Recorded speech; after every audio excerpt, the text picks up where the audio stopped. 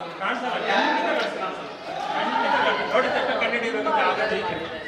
ಒಂದೇ ತರ ಇದೆ. ಇದ್ರಲ್ಲಿ ಸಪರೇಟ್ ಆಗಿ ಮಾಡಿದ್ದಾರೆ.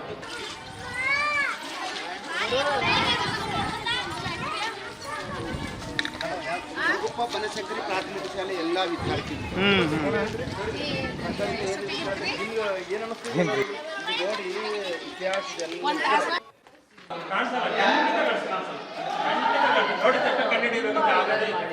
ಎಲ್ಲ ಒಂದೇ ತರ ಇದೆ. ಇದ್ರಲ್ಲಿ ಸಪರೇಟ್ ಆಗಿ ಮಾಡಿದ್ದಾರೆ.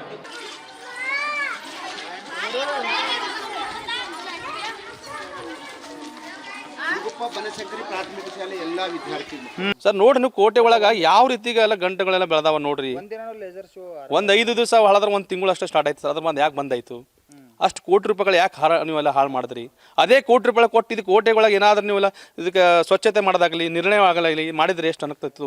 ಒಂದು 10 ಮಂದಿ ಗೈಡ್ ಡ್ರೆಸ್ ಮಾರಿತೈತೆ ಸರ್. ಇವತ್ತು ನೋಡಿ ಬೆಂಗಳೂರಿಂದ ಬರ್ತಿದ್ದಾರೆ, ಬಿಜಾಪುರದಿಂದ ಬರ್ತಿದ್ದಾರೆ, ಹಲವಾರು ವಿವಿಧ ಗ್ರಾಮಗಳಿಂದ ಬರ್ತಾ ಇದ್ದಾರೆ, ಮಕ್ಕಳು ಬರ್ತಾರೆ. ಅದು ಇತಿಹಾಸ ಹೇಳೋರು ಯಾರೂ ಇಲ್ಲ ಸರ್ ಇಲ್ಲಿ. ಯಾಕೆ ಇತಿಹಾಸ ಹೇಳೋರು ಬೇಕಲ್ಲ ಇಲ್ಲಿ? ಹಾಂ ಸರ್ ನಿಜವಾಗ್ಲೂ ಹೇಳ್ತೀನಿ, ಇದು ಕೋಟೆ ಇನ್ನೊಂದು ಸತಿ ಕ್ಲೀನ್ ಆಗಬೇಕು, ಸ್ವಚ್ಛ ಆಗಬೇಕು. ಬಂದಂಥ ಸಾರ್ವಜನಿಕರಾಗಲಿ ಪ್ರವಾಸಿ ಕೇಂದ್ರಗಳಾಗಲಿ ಇಲ್ಲಿ ನೀರಿನ ಕುಡಿಯೋ ವ್ಯವಸ್ಥೆ ಎಲ್ಲಿದೆ ಹೇಳಿ ಸರ್? ನೀರು ಕುಡಿಯೋದು ವ್ಯವಸ್ಥೆ ಬೇಕಲ್ಲ. ಸಣ್ಣ ಮಕ್ಕಳು ಬರ್ತಾರೆ, ಹಿರಿಯರು ಬರ್ತಾರೆ, ವಯಸ್ಸಾಗಿದ್ದವ್ರು ಬರ್ತಾರೆ, ಎಲ್ಲರೂ ಬರ್ತಾರೆ.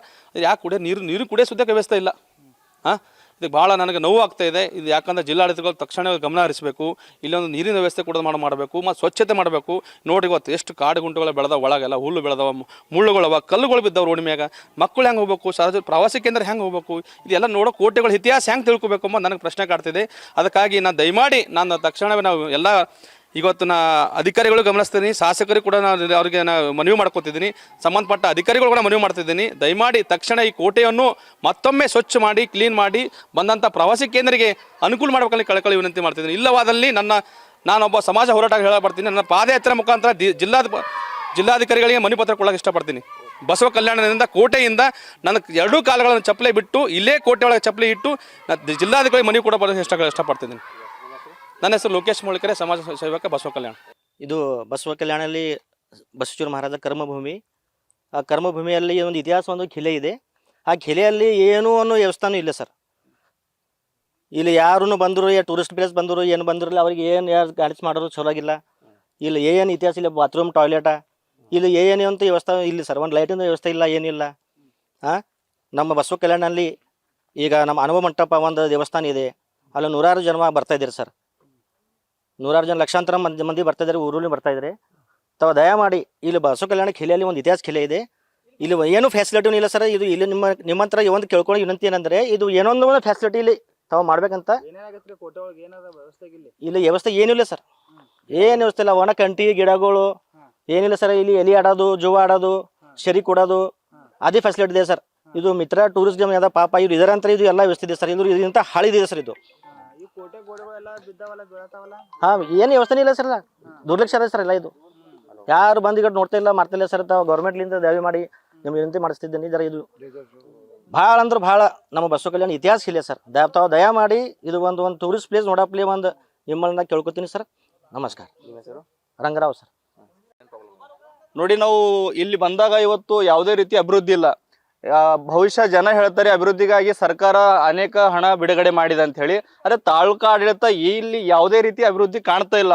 ಇವತ್ತು ಇಲ್ಲಿ ಬರ್ತಕ್ಕಂಥ ಪ್ರವಾಸಿಗರು ಒಳಗಡೆ ಬಂದಾಗ ಇದು ಜಾಳಿ ಗಂಟಿ ಲೈಟಿನ ವ್ಯವಸ್ಥೆ ಇಲ್ಲ, ಕುಡಿಯೋ ನೀರಿನ ವ್ಯವಸ್ಥೆ ಇಲ್ಲ.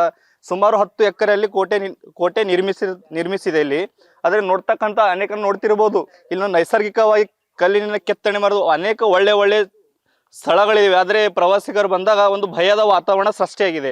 ಹೀಗಾಗಿ ಇವತ್ತು ಇಲ್ಲಿನ ರಾಜಕೀಯ ಜನಪ್ರತಿನಿಧಿಗಳು ಅವರು ಸಹ ಯಾವುದೇ ರೀತಿಯ ಇಲ್ಲಿ ಒಂದು ವ್ಯವಸ್ಥೆ ಮಾಡ್ತಕ್ಕಂಥ ಕೆಲಸದಲ್ಲಿ ತೊಡಗಿಲ್ಲ. ಬರೀ ಒಂದು ಹೆಸರಿಗಷ್ಟೇ ಬಸವಣ್ಣನ ನೆಲ, ಬಸವಣ್ಣ ಒಂದು ಯೂಸ್ ಮಾಡ್ಕೊಳ್ತಕ್ಕಂತಹ ಇಲ್ಲಿನ ಜನಪ್ರತಿನಿಧಿಗಳಾಗಿದೆ. ಕೋಟೆ ನೋಡಕ ದಿನನಿತ್ಯ 100 ಜನ ಬರ್ತಾರ. ಬಂದವ್ರಿಗೆಲ್ಲ ಪೂರ್ತಿ ಒಳಗ್ ಬರ ಗಿಡ ಗಂಟಿ ಬೆಳೆದವ, ಗೋಡೆಗಳೆಲ್ಲ ಕುಸಿಯಾಕತ್ತವ. ಆತಂಕದ ಏನ್ ಹೇಳ್ತೀರಿ ಅದ್ರ ಬಗ್ಗೆ? ಇದ್ರ ಬಗ್ಗೆ ಆತಂಕದ. ಆಕ್ಚುಲಿ ಇಲ್ಲಿ ನೋಡ್ಬೇಕಂತ ಇಲ್ಲಿನ ಜಿಲ್ಲಾ ಆಡಳಿತ ಆಗಿರ್ಬೋದು ಹಾಗೂ ತಾಲೂಕಾ ಆಡಳಿತ ಇರ್ಬೋದು, ಬರ್ತಕ್ಕಂಥ ದಿನಗಳಲ್ಲಿ ಇಲ್ಲಿ ಪ್ರವಾಸಿಗರು ಬಂದಾಗ ಅವರು ಒಳ್ಳೆ ರೀತಿ ವ್ಯವಸ್ಥೆ ಮಾಡ್ಕೊಡ್ಬೇಕಂತ ಹೇಳಿ ಗಂಭೀರವಾಗಿ ನಾವು ಇವತ್ತು ಈ ನಿಮ್ ನ್ಯೂಸ್ ಮುಖಾಂತರ ನಾವು ಅವರಿಗೆ ಒಂದು ಗಮನಕ್ಕೆ ತರ್ತಂತ ವಿಚಾರ ಇದೆ. ಯಾಕಂದ್ರೆ ನೋಡ್ತಾ ಇರ್ಬೋದು, ನಾವು ಒಂದು ಪ್ರವಾಸಿಗರು ಬಂದಾಗ ಬಹಳ ಒಂದು ಭಯದ ವಾತಾವರಣ. ಅವರು ಈ ನೈಸರ್ಗಿಕ ಕೆತ್ತನೆ ಅವ್ರಿಗೆ ನೋಡೋದು ಬಹಳ ಆಸೆ ಇದೆ. ಆದ್ರೆ ಇಷ್ಟೊಂದು ಜಾಳಿ ಗಂಟಿ ಕಾರಣದಿಂದ ಅವರು ಅರ್ಧಕ್ಕೆ ಹೋಗ್ತಾ ಇರೋ ಆಗ್ತಾ ಇದೆ. ಹೋಗುವಾಗ ಜನ ಏನ್ ಹೇಳ್ತಾ ಇದ್ದಾರೆ, ಬಸವ ಕಲ್ಯಾಣ ನಾವು ಪ್ರವಾಸಿ ತಾಣ ಅಂತಾರೆ ಎಲ್ಲ ಕಡೆ, ಅದ್ರಲ್ಲಿ ಬಂದಾಗ ಯಾವುದೇ ರೀತಿ ವ್ಯವಸ್ಥೆ ಇಲ್ಲ ಅಂತ ಹೇಳಿ ಛೀಮಾರಿ ಹಾಕಿ ಹೋಗ್ತಾ ಇದ್ದಾರೆ ಪ್ರವಾಸಿಗರು. ನಮ್ಮ ಹೆಸರು ಶಿವಕುಮಾರ್ ಕುದುರೆ ಅಂತ.